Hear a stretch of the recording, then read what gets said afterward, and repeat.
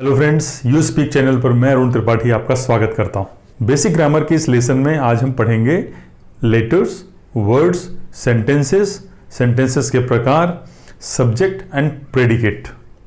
ये लेसन बहुत इंपॉर्टेंट है। अल्टीमेटली आप जब बोलते हैं तो सेंटेंसेस का ही यूज करते हैं। सेंटेंसेस बनते हैं वर्ड्स से और वर्ड्स बनते हैं लेटर्स से। सेंटेंसेस का स्ट्रक्चर क्या होता है, सब्जेक्ट और प्रेडिकेट क्या है, ये भी आपको इस वीडियो से पता चलेगा।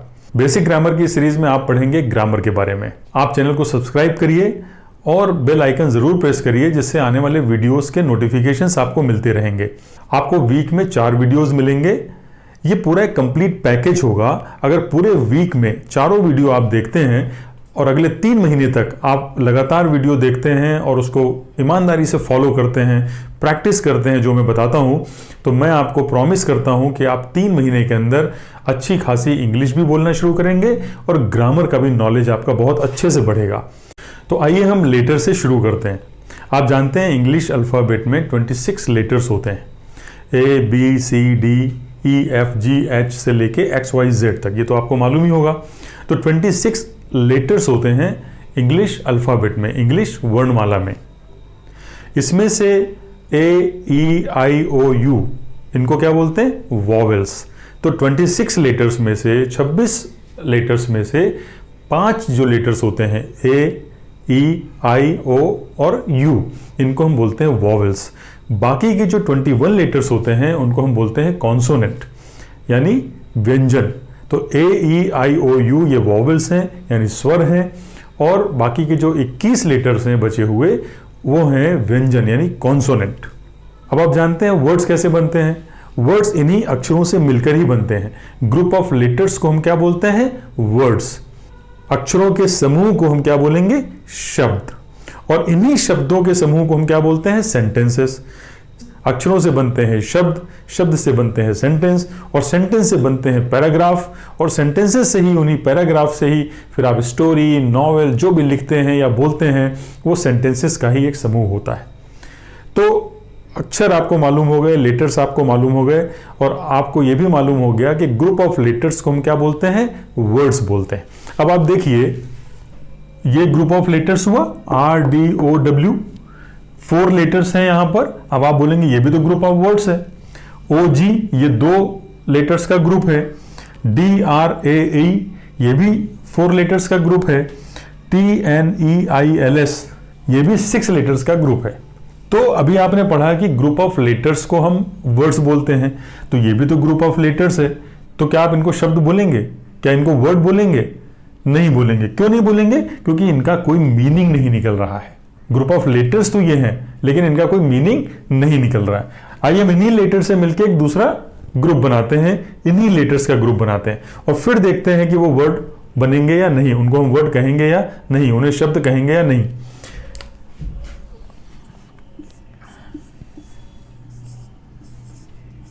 आप देखिए, इन्हीं लेटर से ये वर्ड बना। OG था, हमने GO बना दिया। इसी से आप देखिए, इन्हीं 4 वर्ड से क्या बना? रीड।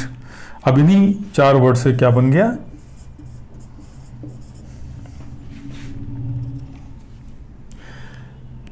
ये भी ग्रुप ऑफ लेटर्स हैं और ये भी ग्रुप ऑफ लेटर्स हैं।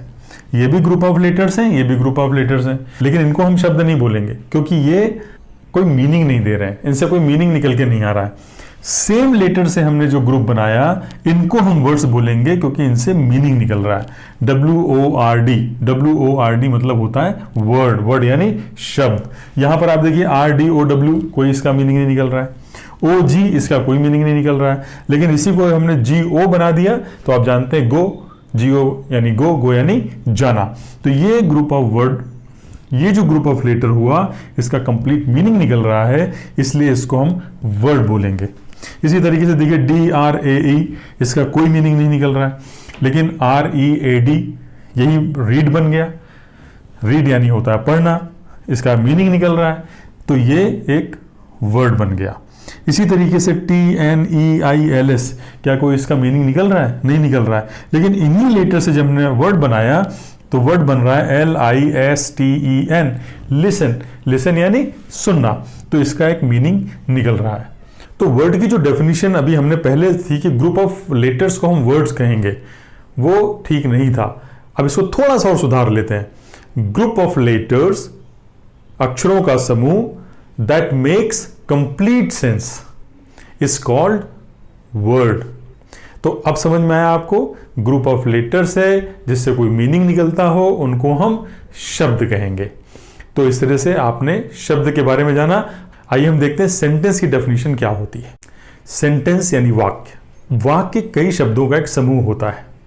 इंग्लिश में इसी को क्या बोलेंगे? ग्रुप ऑफ वर्ड्स को हम क्या बोलेंगे? सेंटेंस बोलेंगे। अब आप देखिए, ये ग्रुप ऑफ वर्ड्स हैं, कई सारे वर्ड्स हैं, उनका एक ग्रुप है। Market, is, the, he, to, going, ये भी ग्रुप ऑफ वर्ड्स है, लेकिन इसका कोई मीनिंग नहीं निकल रहा है।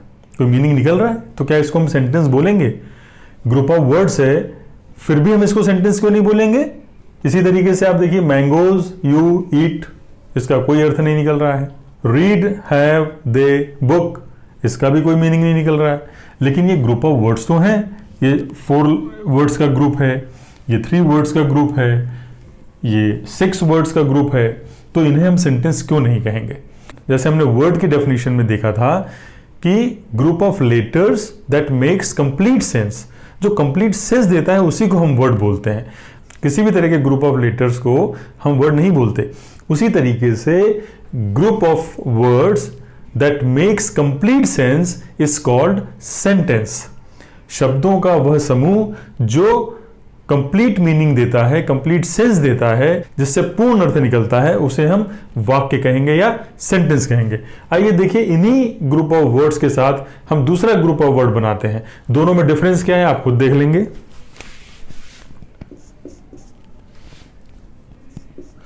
ही is going to the market, you eat mangoes, they have read book,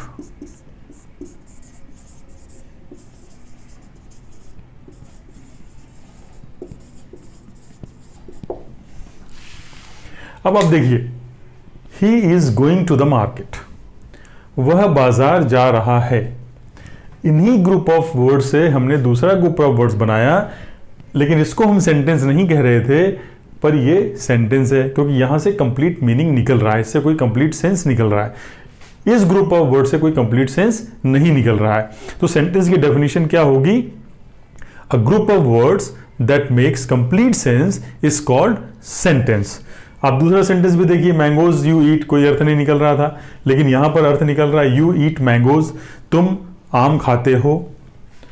read, have they book, यहां पर देखिए दे हैव रेड बुक, उन्होंने किताब पढ़ी है। तो आप देखिए, ये ग्रुप ऑफ वर्ड्स हैं, इनसे मीनिंग निकल रहा है, इसलिए इनको हम सेंटेंसेस कहेंगे, लेकिन इनको हम सेंटेंसेस नहीं कहेंगे क्योंकि इन ग्रुप ऑफ वर्ड से कोई मीनिंग नहीं निकल रहा है। तो सेंटेंस की डेफिनेशन होगी ग्रुप ऑफ वर्ड्स, शब्दों का समूह, दैट मेक्स कंप्लीट सेंस, जो कंप्लीट मीनिंग देता है, कंप्लीट सेंस देता है, इज कॉल्ड सेंटेंस, वाक्य कहते हैं। टाइप्स ऑफ सेंटेंसेस यानी सेंटेंस के प्रकार। कितने प्रकार के वाक्य होते हैं? 4 तरह के सेंटेंसेस हैं। असर्टिव सेंटेंस यानी निश्चयात्मक वाक्य, इंटरोगेटिव सेंटेंस यानी प्रश्नवाचक वाक्य, इंपरेटिव सेंटेंस यानी आदेशात्मक वाक्य, और एक्सक्लेमेटरी सेंटेंस यानी विस्मयादि बोधक वाक्य। इन चारों सेंटेंसेस को मैं आपको डिटेल में बताता हूं। आइए हम देखते हैं assertive sentence. Assertive sentence, a sentence that makes statement or assertion is called assertive sentence. एक ऐसा सेंटेंस जो हमें एक सिंपल स्टेटमेंट जिससे पता चलता है, या जिससे निश्चयात्मक वाक्य होता है। निश्चयात्मक वाक्य नहीं, जो ऑलरेडी फैक्ट होता है। ऐसी बातें इस सेंटेंस के माध्यम से हम कहते हैं। जैसे Ram reads a book, Ram किताब पढ़ता है, ये एक स्टेटमेंट है। She is a good singer, वह एक अच्छी गायिका है, ये एक फैक्ट भी हो सकता है, एक स्टेटमेंट भी हो सकता है। The earth moves round the sun, पृथ्वी सूर्य के चारों ओर चक्कर लगाती है, एक फैक्ट है। निश्चित रूप से हम ये कह सकते हैं। तो असर्टिव सेंटेंस को हम साधारण वाक्य भी बोलते हैं। जो सिंपल साधारण वाक्य हैं, जो सीधे सीधे अपनी बात करते हैं, उनको हम असर्टिव सेंटेंस कह सकते हैं, या जिनसे फैक्ट पता चलता है या कोई स्टेटमेंट होता है जिसके अंदर, उसको हम असर्टिव सेंटेंस कह सकते हैं। अब असर्टिव सेंटेंस के भी दो पार्ट होते हैं। एक होता है अफर्मेटिव सेंटेंस यानी सकारात्मक वाक्य इसको बोलेंगे, दूसरा होता है नेगेटिव सेंटेंस यानी नकारात्मक वाक्य। तो अफर्मेटिव सेंटेंस यानी सकारात्मक वाक्य का मतलब ये होता है कि सिंपल सेंटेंस है, साधारण सेंटेंस है, जिससे सकारात्मक बात कही जा रही है, सीधे सीधे बात कही जा रही है। अगर हम एग्जांपल देखें, Ram reads a book, Ram किताब पढ़ता है, ये सिंपल एक सेंटेंस है, सकारात्मक वाक्य है। इसमें कोई निगेटिव सेंटेंस नहीं है, ना ही इंट्रोगेटिव सेंटेंस, ये सिंपल सेंटेंस है जिससे हमको एक स्टेटमेंट पता चल रहा है। She is a good singer, वह एक अच्छी गायिका है, ये भी सिंपल सेंटेंस है। तो ये अफर्मेटिव सेंटेंस कहलाएंगे, क्योंकि ना तो ये सेंटेंस निगेटिव है और ना ही इंट्रोगेटिव सेंटेंसेस हैं।